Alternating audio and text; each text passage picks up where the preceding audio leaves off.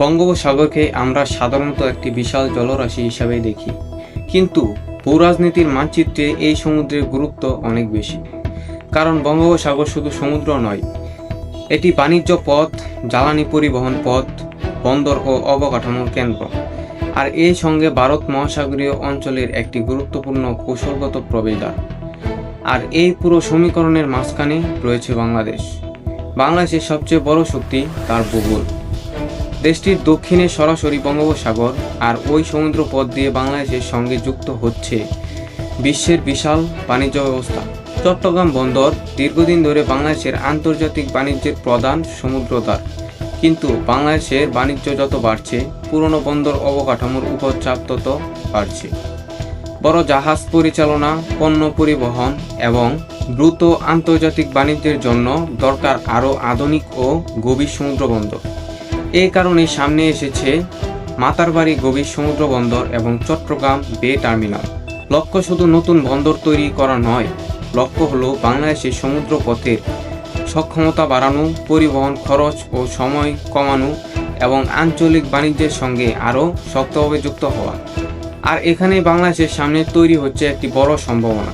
বাংলাদেশ যদি তার বন্দর, সড়ক, রেল ও লজিস্টিক অবকাঠামোকে সমন্বিতভাবে উন্নয়ন করতে পারে, তাহলে দেশটি শুধু আমদানি রপ্তানির একটি বাজার থাকবে না, বাংলাদেশ হয়ে উঠতে পারে দক্ষিণ এশিয়ার একটি গুরুত্বপূর্ণ লজিস্টিক ও ট্রানজিট হাব। অর্থাৎ এক দেশের পণ্য বাংলাদেশ হয়ে অন্য দেশে যেতে পারবে। বন্দর থেকে পণ্য যাবে সড়ক ও রেলপথে। বাড়তে পারে শিল্প, গুদাম, পরিবহন এবং লজিস্টিক্স ব্যবসা।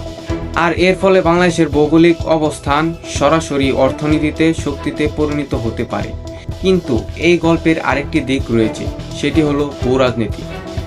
বাংলাদেশের অবস্থান ভারতের জন্য অত্যন্ত গুরুত্বপূর্ণ। বিশেষ করে ভারতের উত্তর পূর্ব অঞ্চলের সঙ্গে যোগাযোগের ক্ষেত্রে বাংলাদেশের ভৌগোলিক অবস্থার গুরুত্বপূর্ণ ভূমিকা রাখতে পারে।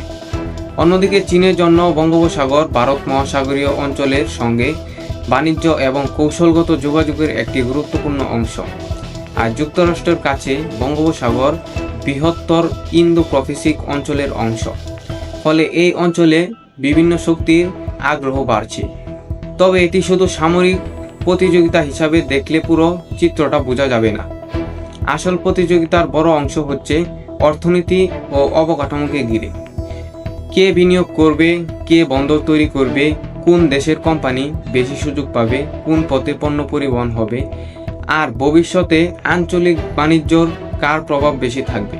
অর্থাৎ এটি শুধু যুদ্ধজাহাজের প্রতিযোগিতা নয়, এটি বন্দর, বাণিজ্য, বিনিয়োগ ও সংযোগের প্রতিযোগিতা। আর এই প্রতিযোগিতার মাঝখানে বাংলাদেশের সামনে যেমন বড় সুযোগ রয়েছে, তেমনই বড় ঝুঁকিও রয়েছে।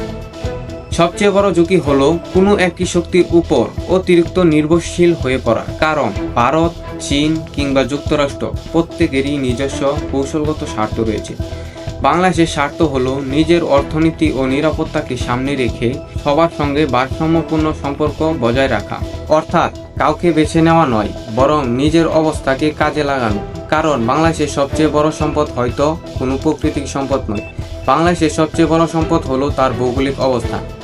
এই অবস্থান যদি সঠিকভাবে ব্যবহার করা হয়, তাহলে বঙ্গোপসাগর বাংলাদেশের জন্য শুধু বাণিজ্যের দরজা নয়, এটি হতে পারে অর্থনৈতিক প্রবৃদ্ধির অন্যতম প্রধান ইঞ্জিন।